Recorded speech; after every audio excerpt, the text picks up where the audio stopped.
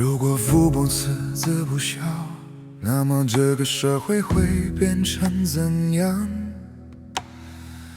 常常听人家说父不父，子不子，这时你开始看到人家的不和自己的事，听懂吗？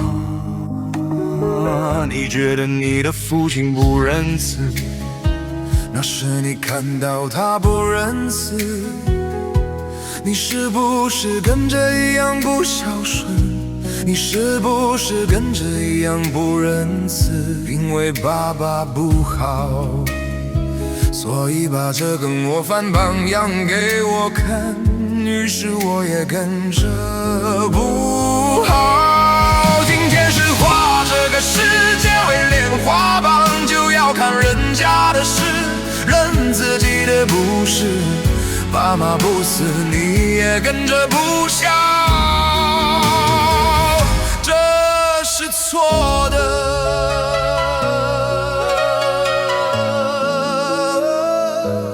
徒儿可知天下为什么会大乱？因为大家都没有素其位而行。可是现在的人会想，要修道做好人，行孝道，你得要给我一个这样的环境，我才可以做好。爸爸妈妈一个好赌，一个好玩好吃，这个儿子怎么能够做得好呢？如果父母不明理不仁慈的话，也没有做父母的样子，那该怎么样？还是要做好为人子的本分。如果每个人都尽你们本分的道，那么每个地方就都是你们的道场。今天是画这个世界为莲花榜，就要看人家的事，认自己的不是。爸爸不死，你也跟着不孝，这是错的。如果父不明理不仁慈的话，也没有做父母的样子，那该怎么样？还是要做好为人子的本分。如果每个人都尽你们本分的道，那么每个地方就都是你们的道场。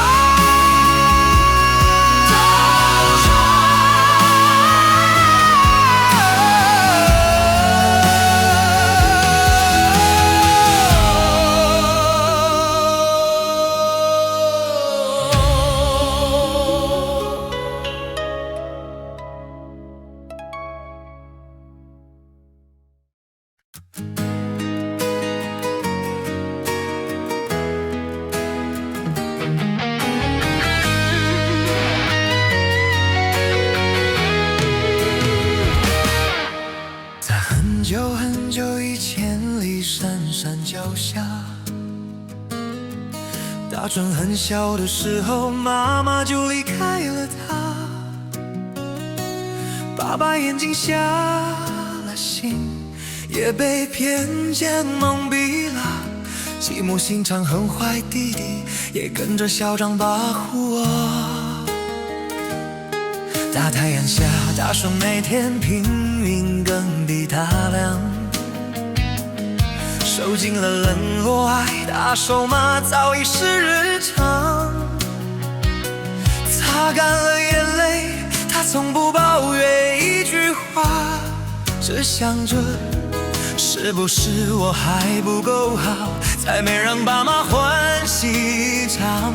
世上最难做到的事，他用心地做着，连老天爷看了都被他感动得流泪了。南行能行大顺的小心感动了上天，大象跑来帮他犁地飞鸟，帮忙把草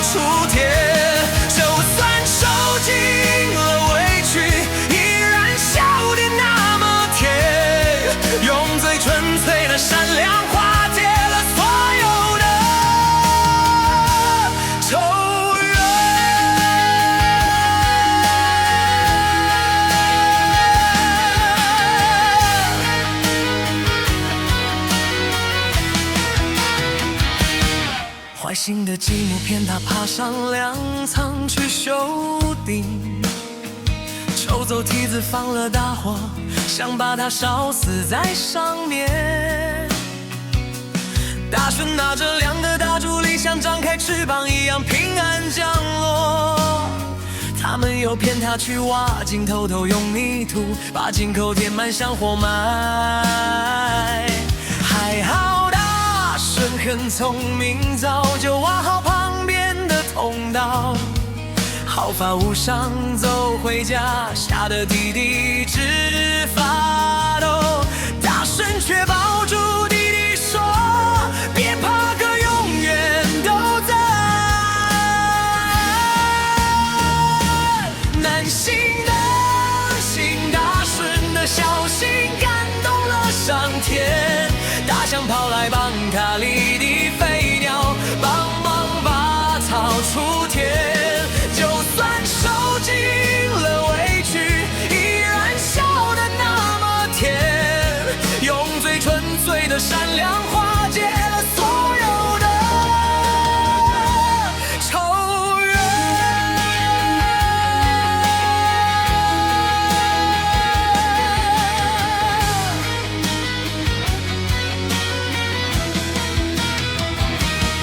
老皇帝听说了他的事，把2个女儿嫁给了他，连高高的天子王位也决定传给大顺啊。